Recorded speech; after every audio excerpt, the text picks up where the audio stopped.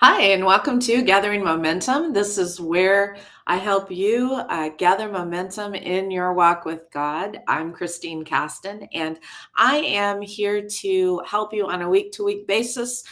There are a lot of different topics we're going to cover, but one that is actually at the forefront of a lot of our lives right now is looking at some of the leaders who have been well known in the body of Christ who have seemingly imploded and uh, have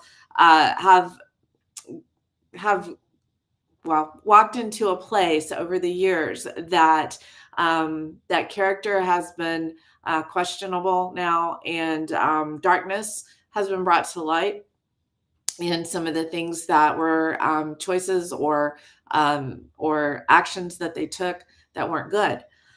Now, I will say this: we live in a society that my husband and I were having a conversation the other day, and when we think about the great leaders of our time, he was kind of pondering. He said, "Do you think that we can actually ever have leaders who we perceive to be great like that, because there's so much that undermines people, that slanders, that things are thrown at them that aren't always true, and so could we ever have the same joy or excitement about an individual who we get to know so much about through social media, through the media, through other means, and just we live in such an information driven age, and of course not all of it's true, so we really do have to be discerning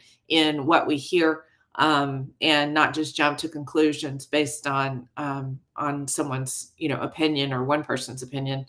And so so we're in this place of kind of like a hope deferred, where we have lost sight of those who seem to walk with strong character, those that we felt like did have sometimes fallen, and we struggle, right? Because we struggle to find God in the midst of it. We struggle to find um, the peace and joy. We struggle to trust the leaders that are around us, and all of those are valid concerns, right? All of those are things that we do have to be careful that we don't put a person over the priority of God in our life, that we don't make them our God, that we keep that recognition that they are human, that they are not perfect, that you hope that they operate with integrity and character, but that is something that comes out over time. Character and integrity can be presented as a front, but over time you actually find out if that's really true. So walking with people for longevity, seeing the decisions they make. And no, we can't always be with every single person all day long and know what their decisions are, but that's partly why over time truth will come out. Now, the other thing that I think is important is to recognize that we do serve a holy God, and we do need to have a fear of the Lord. A lot of times when we move into a place of familiarity with God, not I don't mean familiar relationship with him. What I mean is we kind of move into this place of, oh yeah, he's got everything I do is cool. We move into kind of this almost like a contempt for him, because we lose sight of the holiness of God and the power of God in this place, in this places in this world, and we tend to lose sight of what he promises. And part of what he promises is that the darkness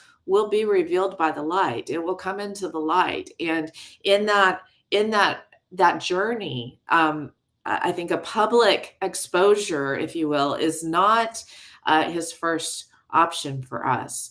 He comes to us directly. He comes to us through others. He comes to us through shutting doors, different circumstances that happen, and in that place, there's always an opportunity for us to grow in our character in Christ, to grow in our character and our integrity with him. And it's when we start getting into a place as leaders where we're starting to be more well known, or when we are more well known, when we isolate ourselves, when we lose our accountability, or take it away from ourselves, that we actually start to see those little chips coming into chipping away at our character.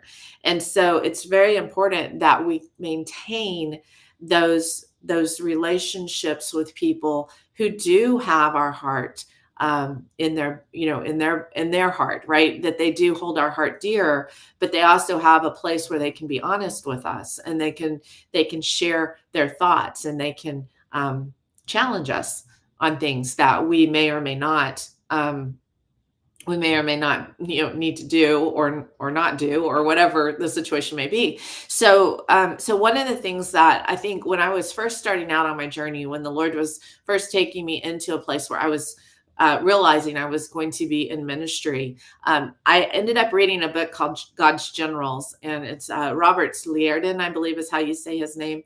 And he wrote this book, and it has all these different people that were well known. And he does a really good job, I think, of talking about their strengths and talking about their weaknesses, talking about some of the decisions that they made that were really good, and some of the decisions that they made that weren't as good. And he talks about the repercussions of those. So it's to me, it's a fairly realistic perspective on their journey. And in the midst of that, I learned a lot about character, and about the importance of accountability, and about the importance of keeping God first, and that priority, and that prioritizing.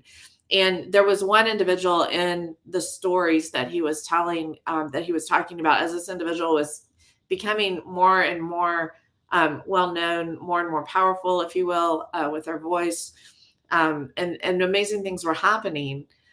But there was a point where they basically shut off all of their accountability, and they stopped listening to what those people were saying, and the things that they were identifying that were character flaws.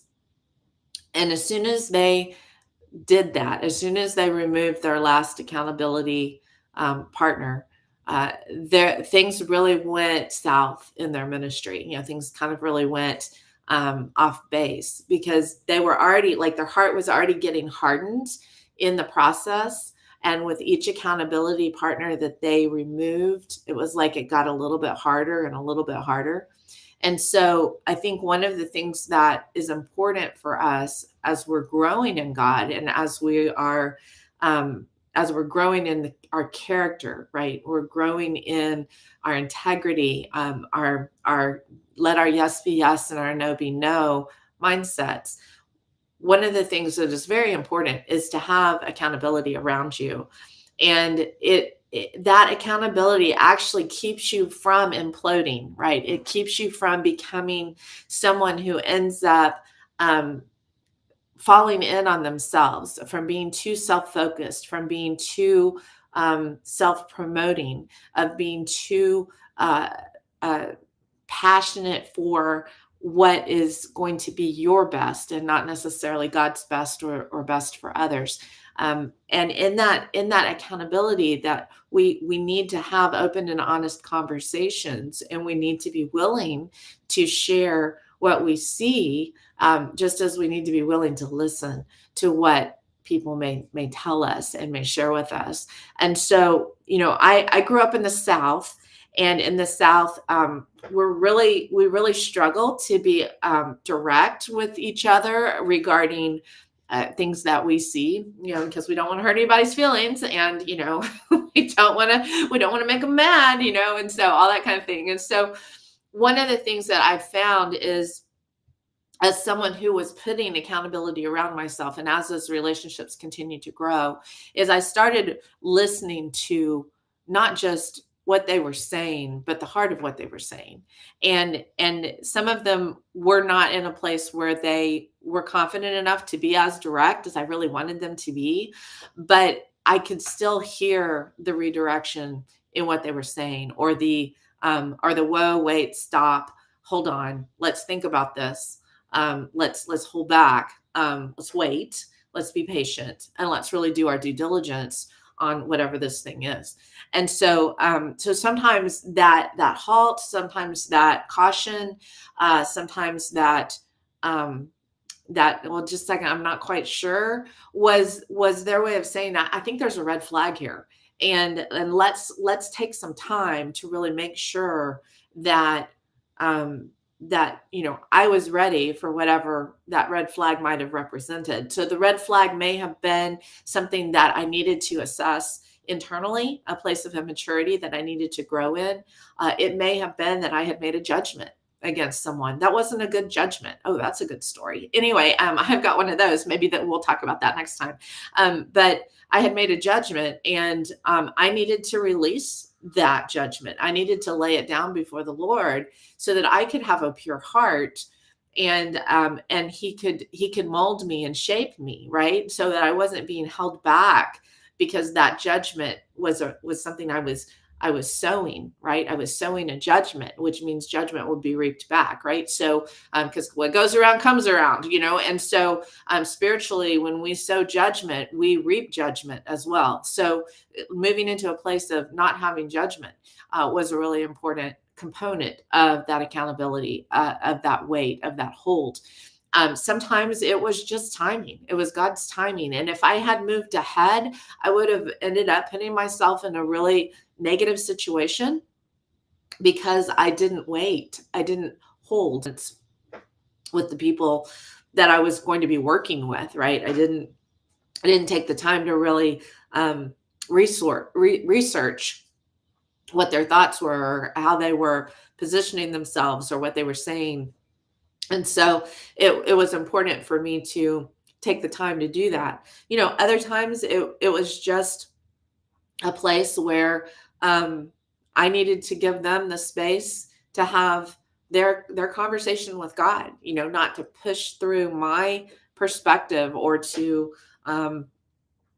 to force something, for making sure we don't implode, for making sure that we have around us what we need and the accountability we need. I hope you guys have a great day and that you have a wonderful time gathering momentum with your walk with God.